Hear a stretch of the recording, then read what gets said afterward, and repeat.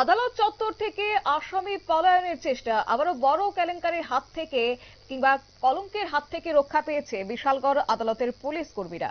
বৃহস্পতিবার বিশালগড় মুরাবাড়ি এলাকার ঘনিয়ামারা কুখ্যাত জুয়েল আহমেদের সাথে বাংলাদেশের যুবক রাসেল মিয়াকে পুলিশ গ্রেফতার করেন। শুক্রবার দুই অভিযুক্তকে আদালতে প্রেরণ করা হলে অভিযুক্ত রাসেল পালিয়ে যাওয়ার চেষ্টা করেন।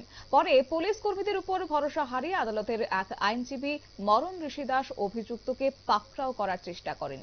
কি রয়েছে বিস্তারিত শুনুন।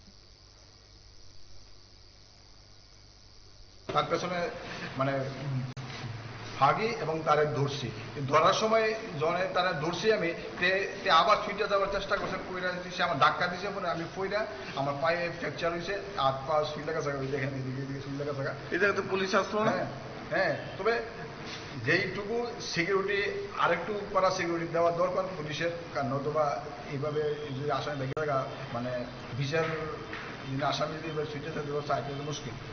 আমি এটুকুই কম যে আরেকটু আর ইয়াং ছেলে পুলিশ যাতে কোর্টে দেওয়া হয়, মানে আসামির সঙ্গে সবসময় বাইকে থেকে জায়গায় বুড়া যারা বৃদ্ধ যারা 50-60-এর কাছাকাছি পেনশন আসার প্রায় সময় হেরাল, ওই তারারে আইনা কোর্টে আইনা হ্যাঁ মানে পুলিশ আইনা দিতেছে, তারা আসামিদের কভার করতে পারে না। সুতরাং ইয়াং পুলিশ স্টাফ অর্থাৎ আইনজীবী মরণ ঋষি দাসের দৌলতেই আজকে অভিযুক্ত আদালত চত্বর থেকে পালিয়ে যেতে সক্ষম হয়নি, কিন্তু আইনজীবীকে পরবর্তীতে মাটিতে ফেলে আক্রান্ত করার চেষ্টা করেছেন অভিযুক্ত।